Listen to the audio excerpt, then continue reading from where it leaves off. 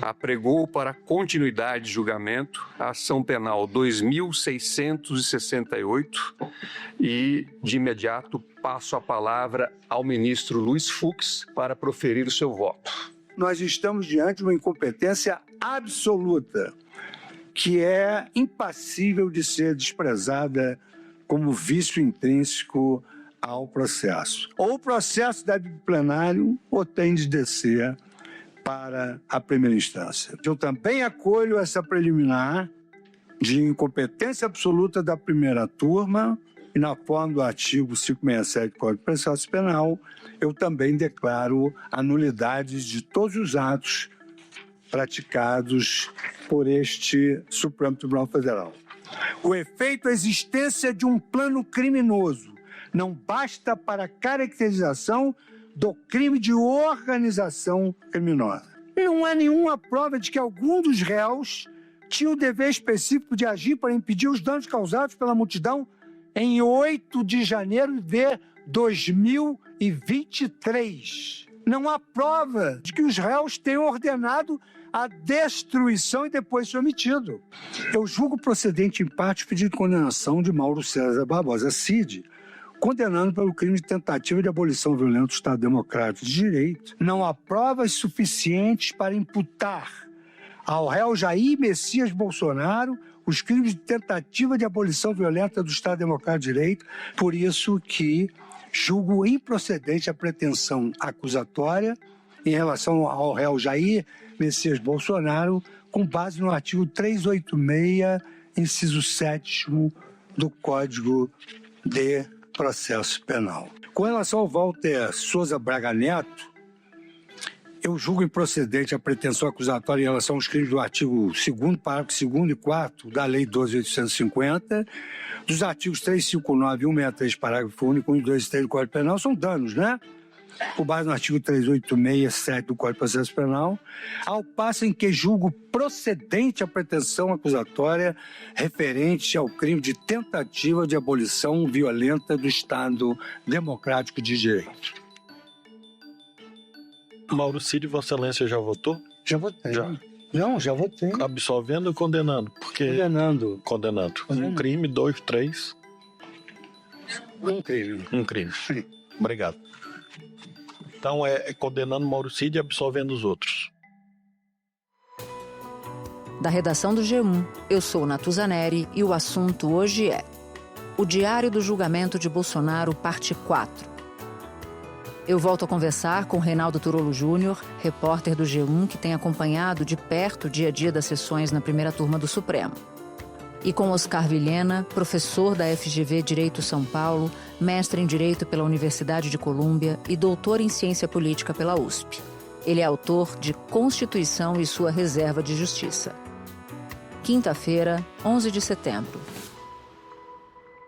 Turolo, eu primeiro quero te ouvir sobre o voto do ministro Luiz Fux, que surpreendeu muita gente em relação ao ex-presidente Jair Bolsonaro.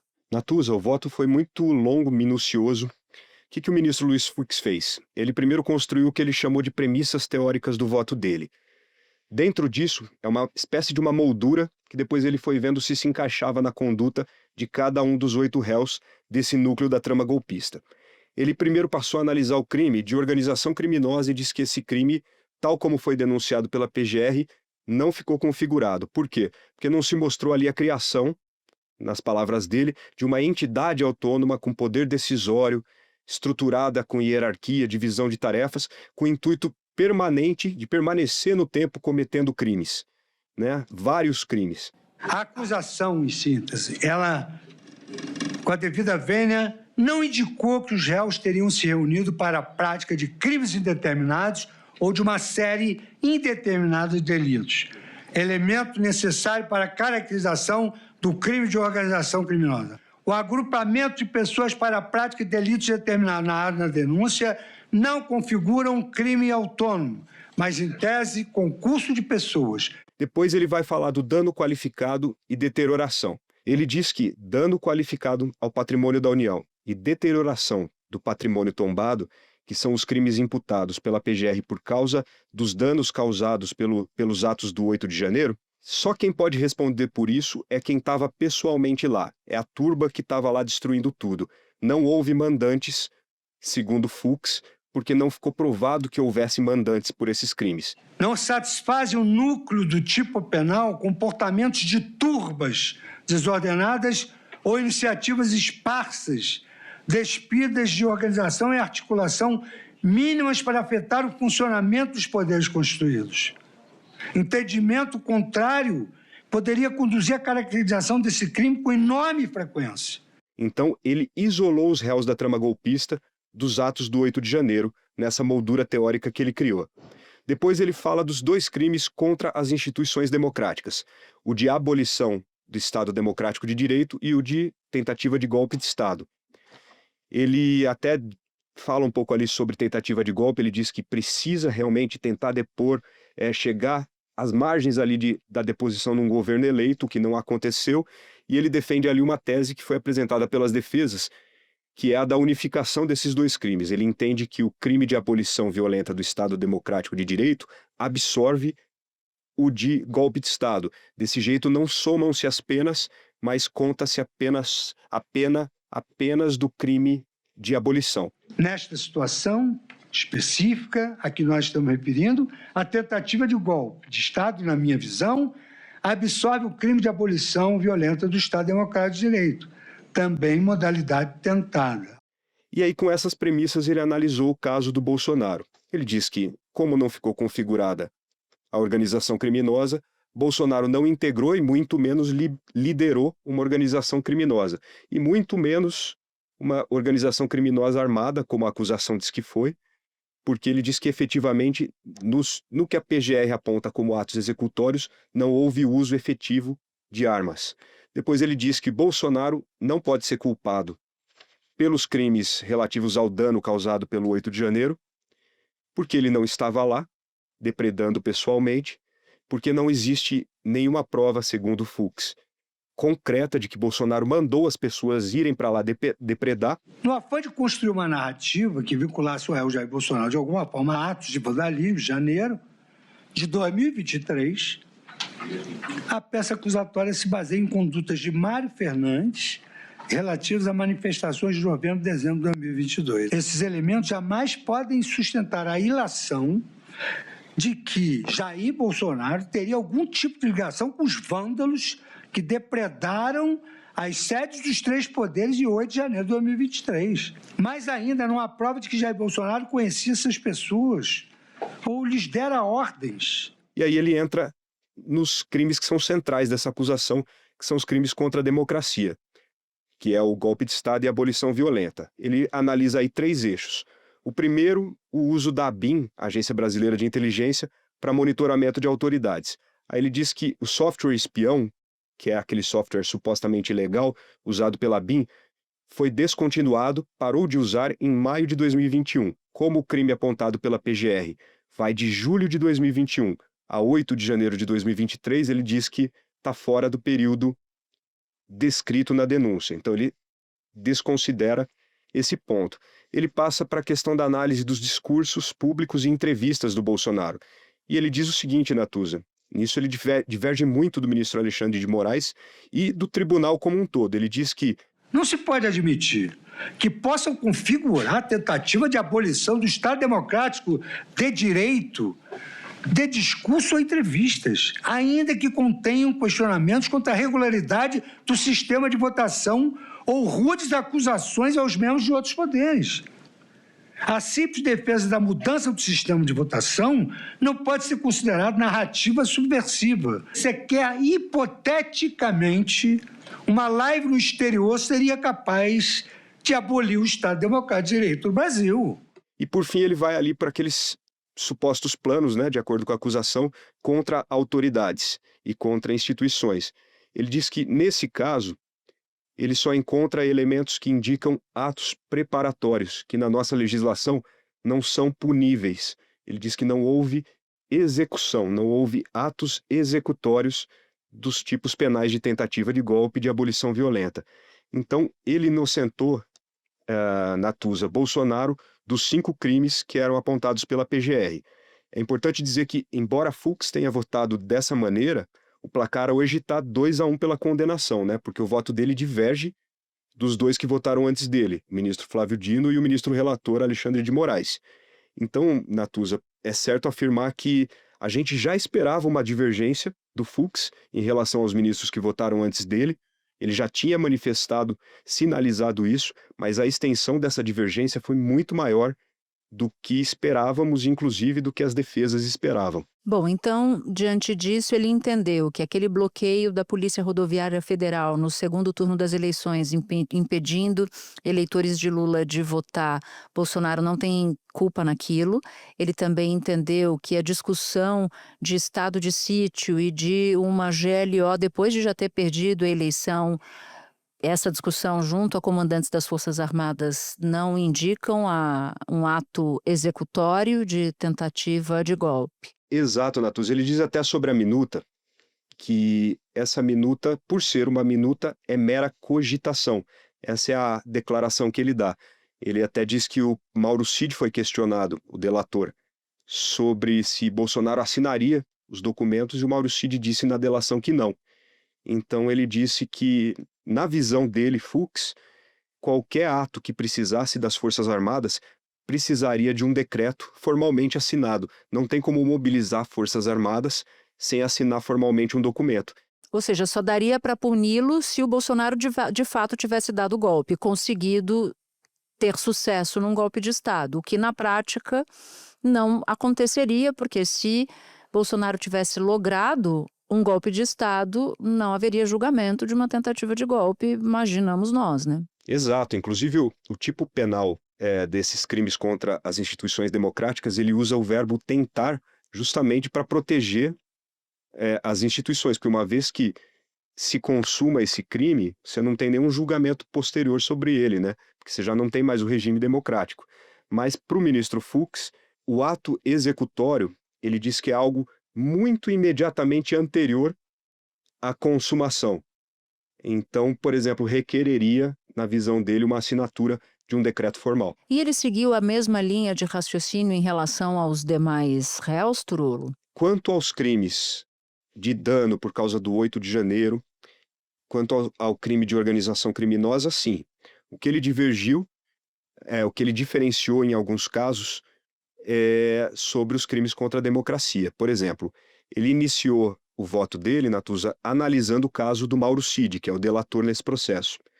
E ele considerou que Cid, sim, cometeu o crime de abolição violenta do Estado Democrático de Direito. E, segundo ele, isso ficou configurado porque Cid trocou mensagens principalmente com outros dois militares.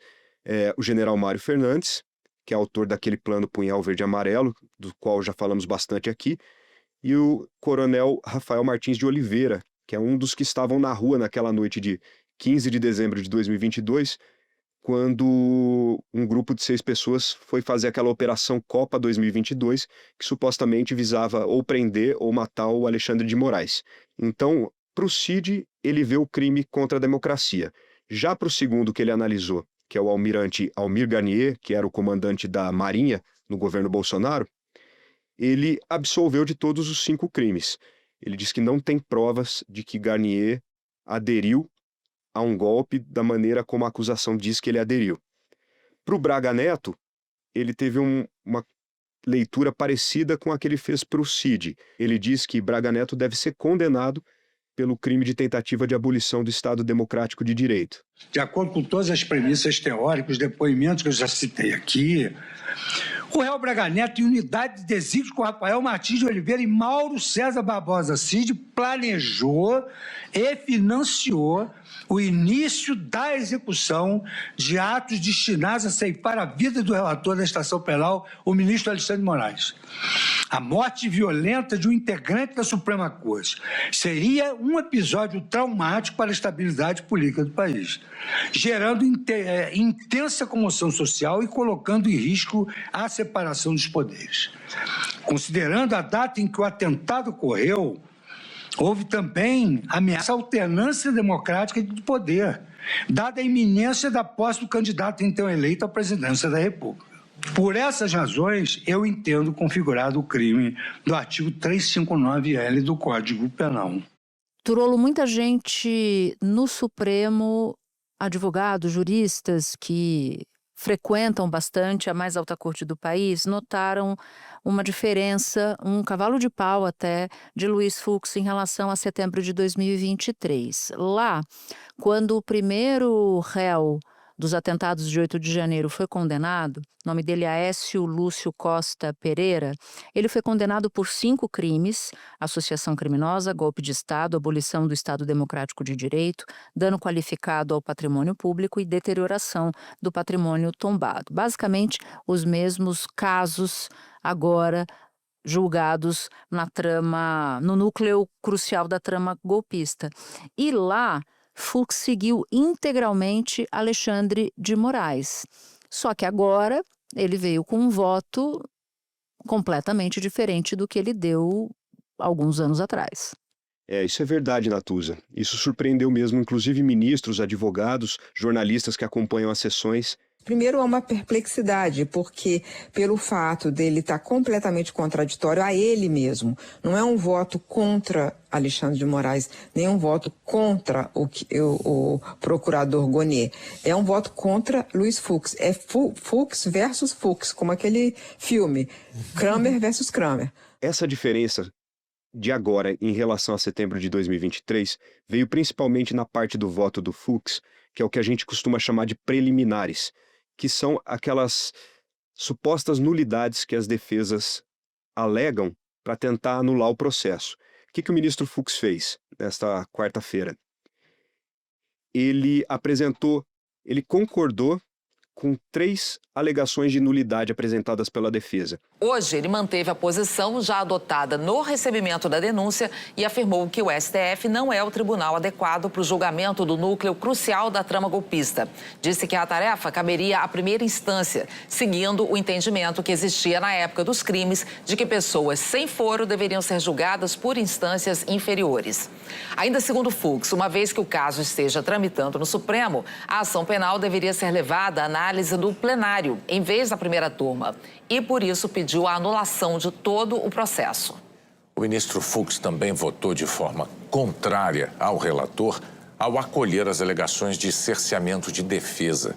Ele chamou de tsunami de dados o volume de provas disponibilizadas pela acusação, segundo ele, de forma desorganizada e tardia. Então, para ele, tem 3 razões pelas quais o processo da trama golpista devia ser anulado.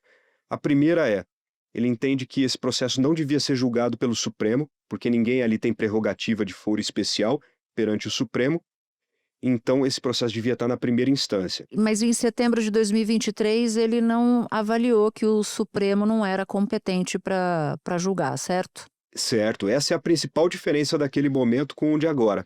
Naquele momento, essa questão foi colocada pelo advogado do Aécio Lúcio, que você mencionou, que foi o primeiro homem condenado lá pelo 8 de janeiro, e essa preliminar foi superada, inclusive com o voto do Fux, porque naquele momento o Supremo fixou que era a competência dele julgar os crimes relacionados ao 8 de janeiro.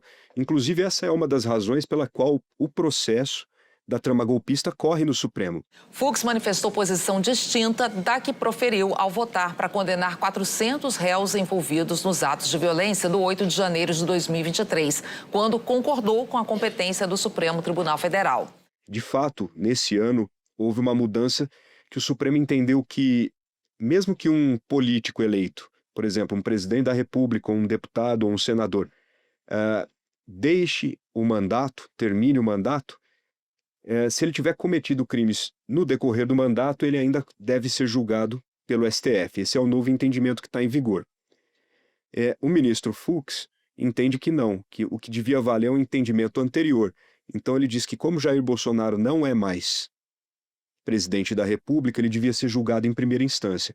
Você veja que essa discussão não foi colocada por ele lá em 2023, isso que causou um certo estranhamento. Os críticos apontaram uma incoerência do ministro nesse ponto. Já os defensores dos réus disseram que o que houve foi uma evolução do pensamento dele, e é normal mesmo que em direito os juízes evoluam seus entendimentos à medida que o tempo passa. O Fux começou a apontar essa questão da competência do Supremo como um problema no primeiro semestre desse ano, quando teve ali o recebimento da denúncia do da trama golpista em março. Ele já falou, olha, eu possivelmente vou divergir desse aspecto dos demais ministros, e ele também começou a apontar esse problema em alguns julgamentos também que começaram a acontecer na turma nesse ano, por exemplo, daquela mulher, Débora dos Santos, que pichou a estátua da Justiça na Praça dos Três Poderes. Turoli, como foi a reação lá na primeira turma, quando Luiz Fux absolveu o Bolsonaro de todos os crimes? Os advogados que estavam ali manifestaram contentamento, né? Não só os de Bolsonaro, mas os dos outros acusados também. Eles disseram que eles avaliaram que Fux lavou a alma, que Fux foi feliz ao analisar os argumentos da defesa e trazer isso para o processo, então eles se sentiram contemplados pelo posicionamento do ministro. A gente ouviu do Celso Vilardi, que é um dos advogados de defesa do ex-presidente Jair Bolsonaro, comemorando, esse início de voto, dizendo que, inclusive, o acolhimento de parte das preliminares levantadas pelas defesas lavou a alma dos advogados. Ele rompe a unanimidade, mas de uma forma muito mais radical. Então, ele cria uma fratura que vai ser explorada, evidentemente, por todos os advogados. Ele abre uma janela para essa discussão futura desse processo. Mas tem o futuro, né, gente? Nós estamos numa maratona, nós não estamos numa prova de 100 metros. A nuvem pode mudar, hoje está sol, pode ficar chuva.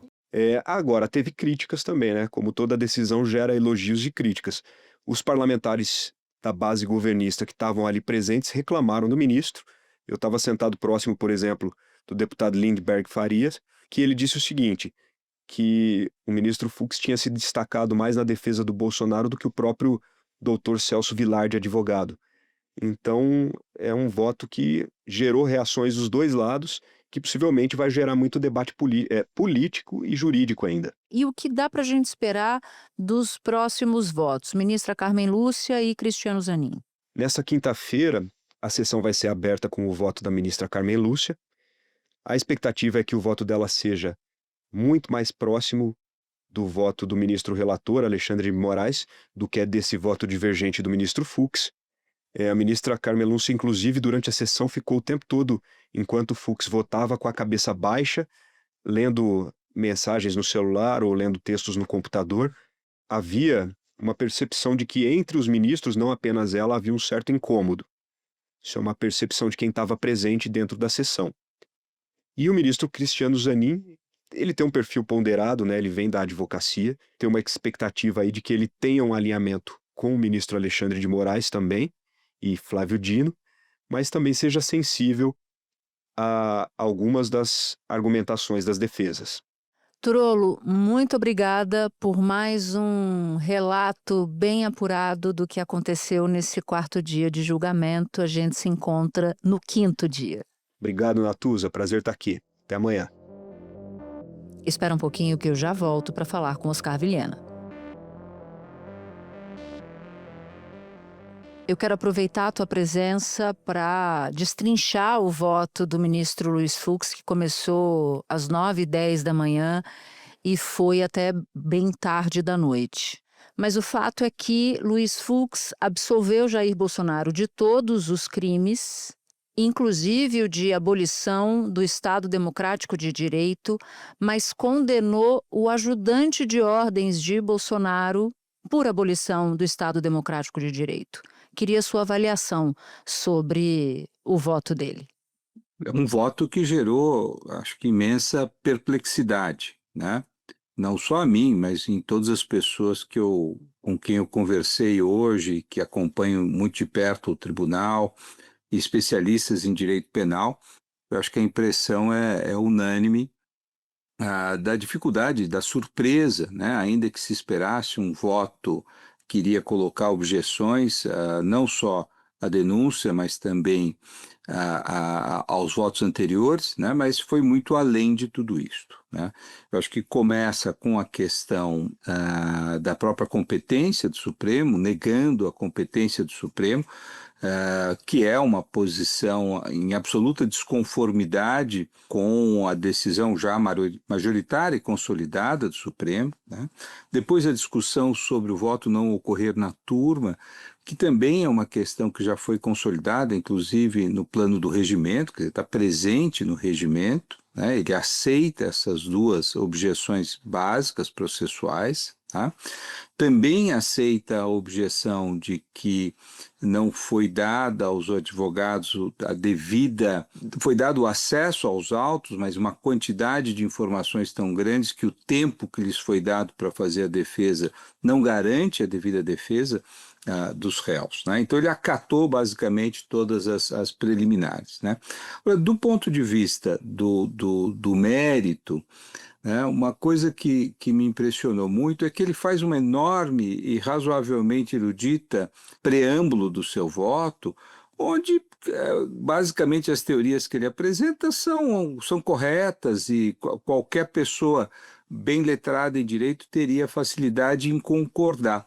Mas depois, quando ele se debruça sobre os fatos, é que a coisa se torna dicotômica, ou seja, não existe uma relação entre tudo aquilo que ele falou na primeira parte e a forma como ele descreve os fatos.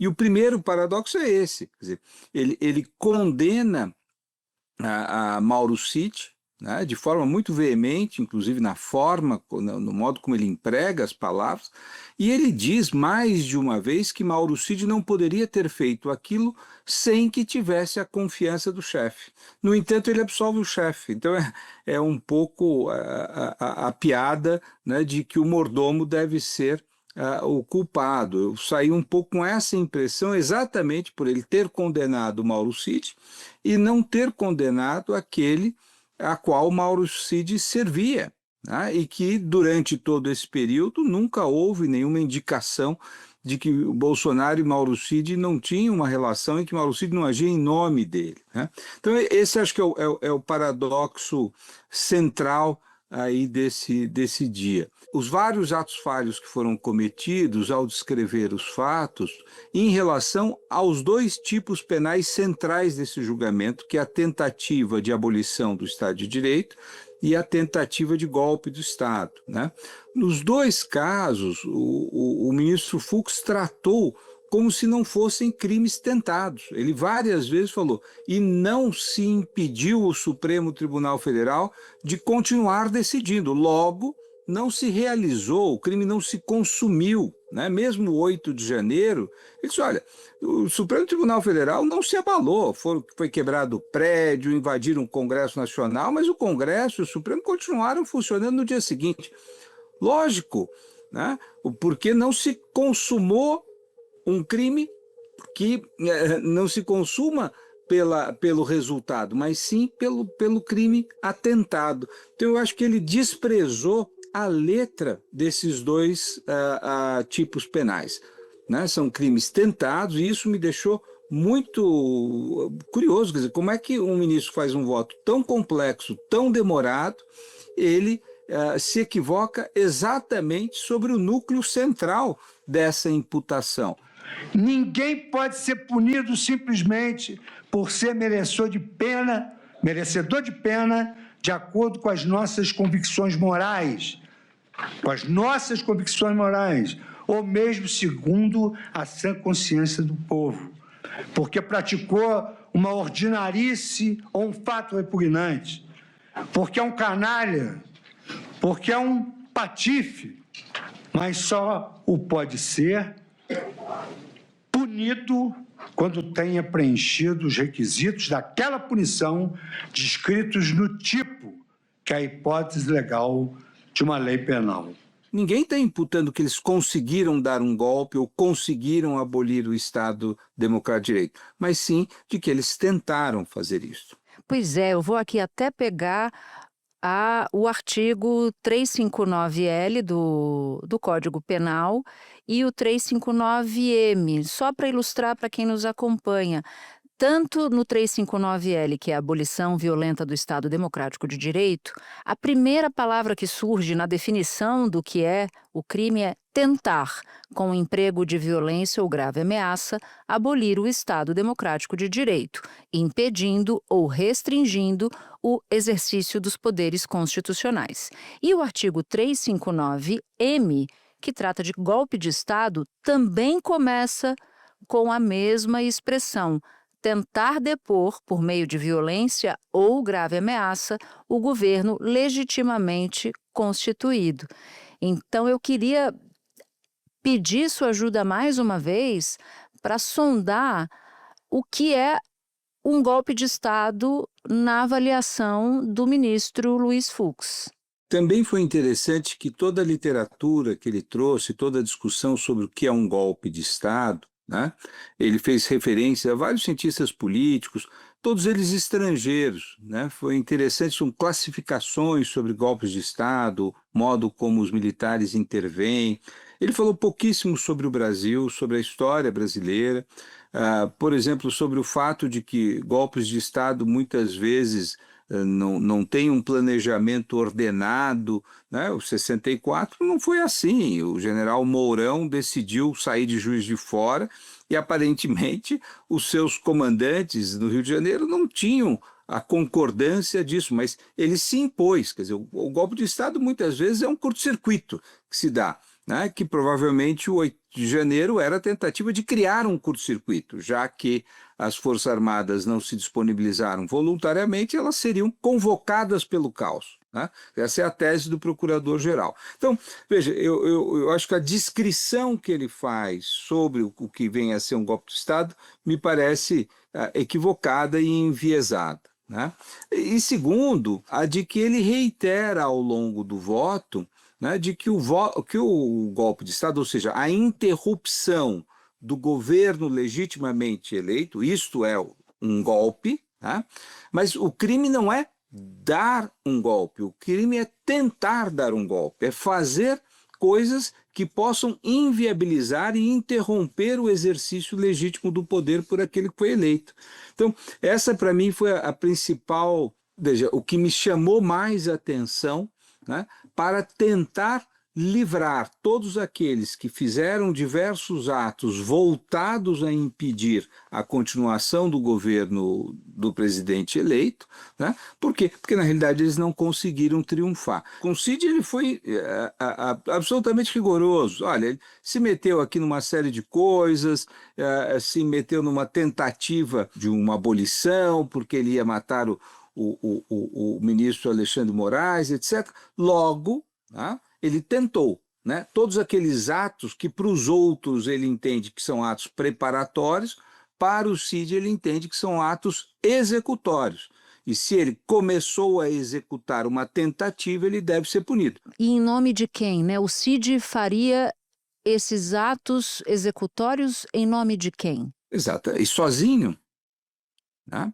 Veja, se nós tirarmos Jair Bolsonaro desta trama, não existe 8 de janeiro, né? Não existe essa possibilidade, né? Então, é evidente, e não é evidente por uma decorrência lógica, é pelos fatos que foram trazidos ao processo. Ele participou de reuniões, ele apresentou um decreto aos comandantes das forças, depois o seu ministro da Defesa reiterou esse pedido, foi quando o comandante da Aeronáutica deixa a reunião e o comandante do Exército, olha, se for para falar de qualquer hipótese onde o novo presidente não tome posse, eu não quero falar sobre isso, eu não receberei o documento. Ou seja, há uma continuação na tentativa de incitar as Forças Armadas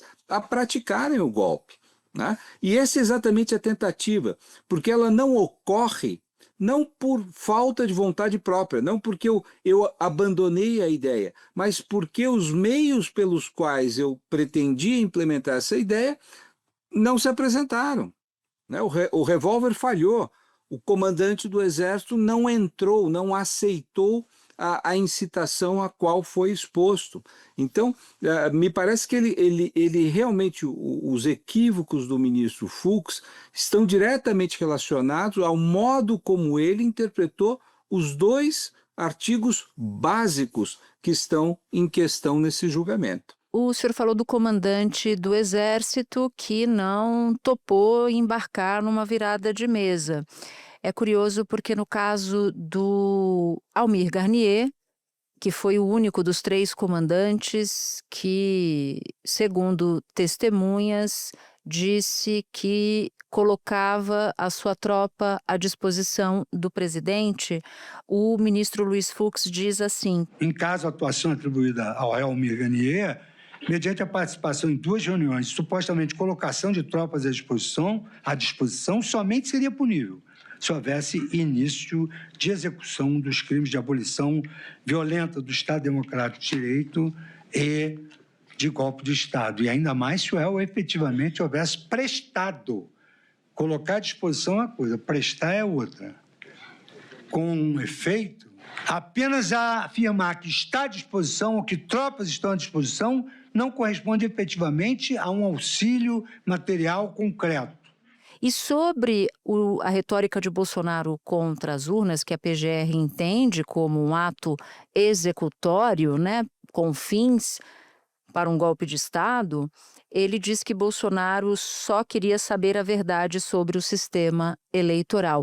De qualquer sorte, as provas apresentadas pela Procuradoria-Geral da República apenas denotam que o réu Jair Bolsonaro tinha o intuito de buscar a verdade dos fatos sobre o funcionamento do sistema eletrônico de votação.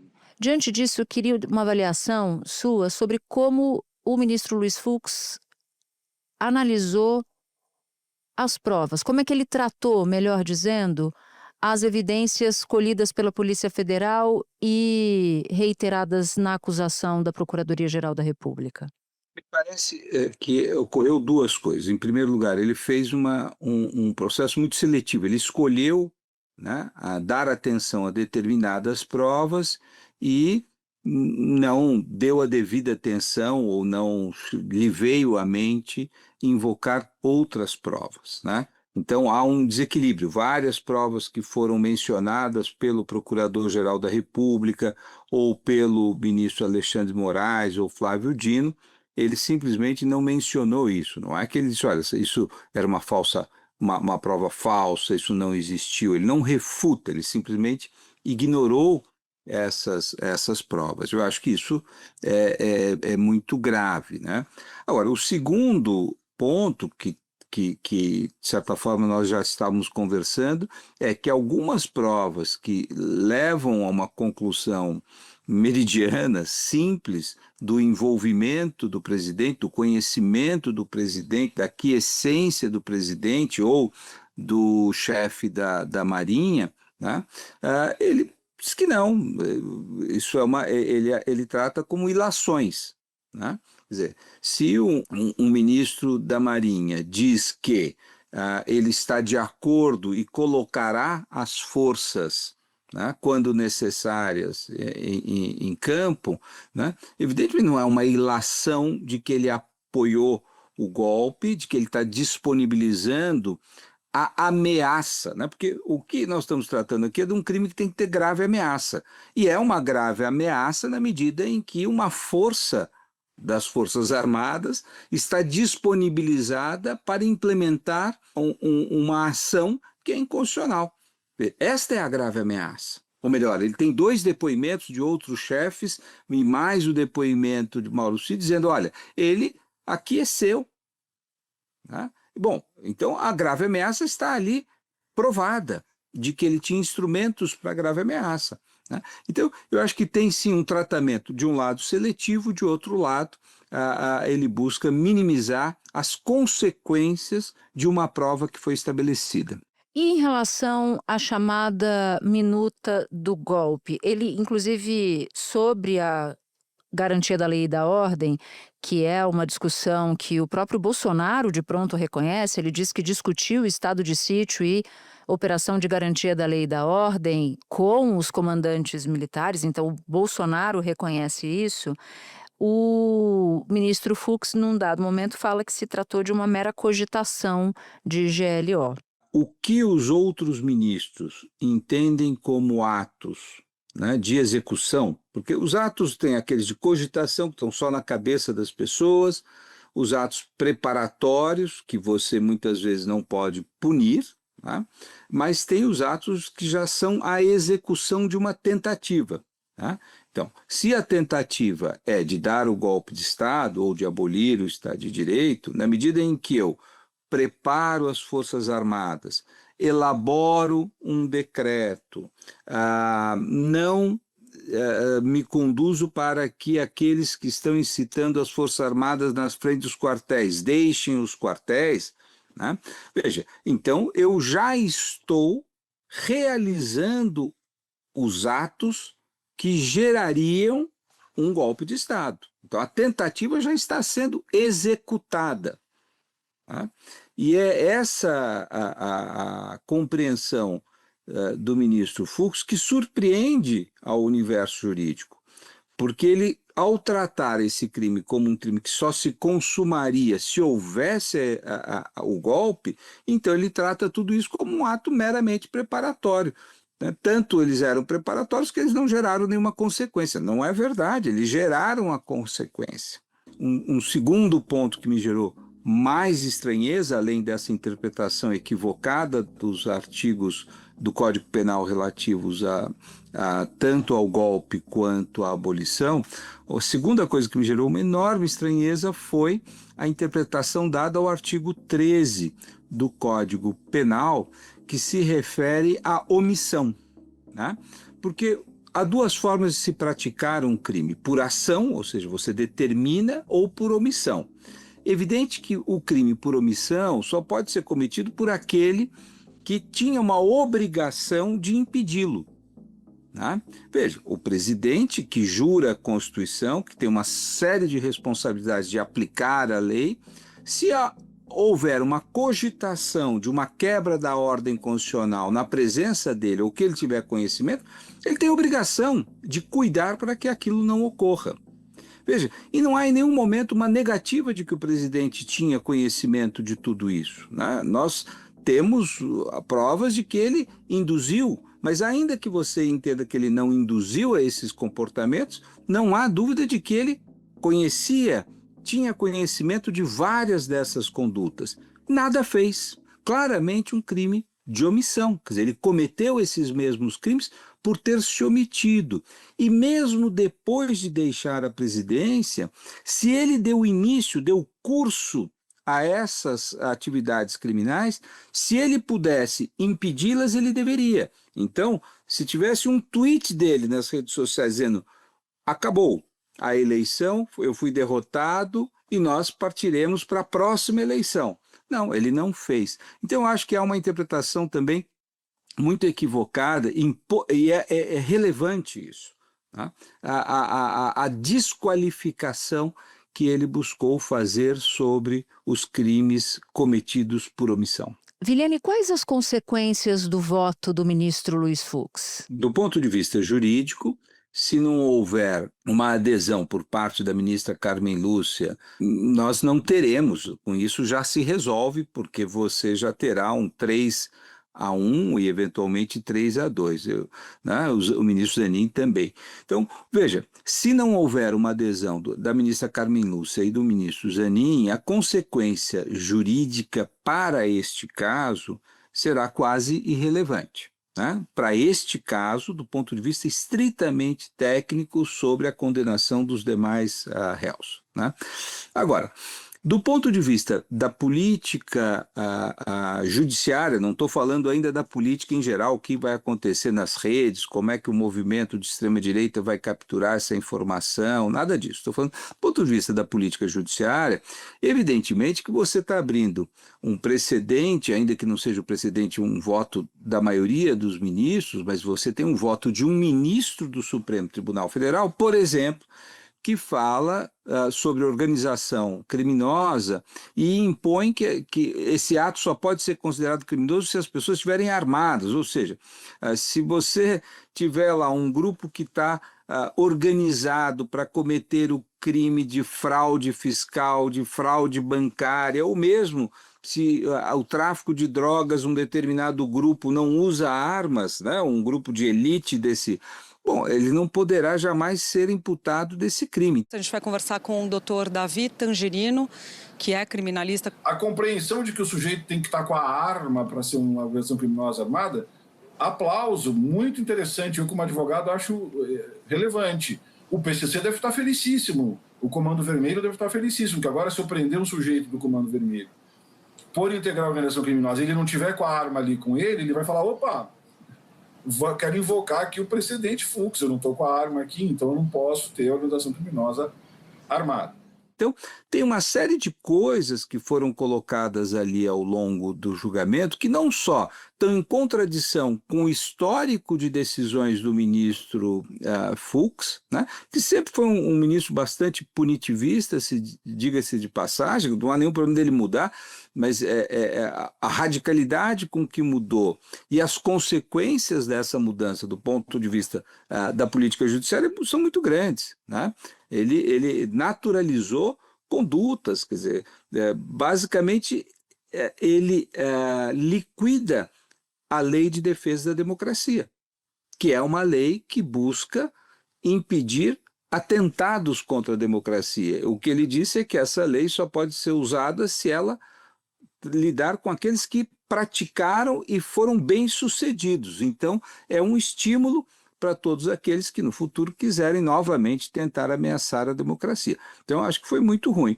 E quanto vamos dizer, ao impacto político geral, como é que isso vai ser usado nas redes sociais, como é que isso vai ser usado pelo governo americano, evidentemente que é uma outra dimensão que eu acho que eu não preciso colocar aqui, mas é bastante grave.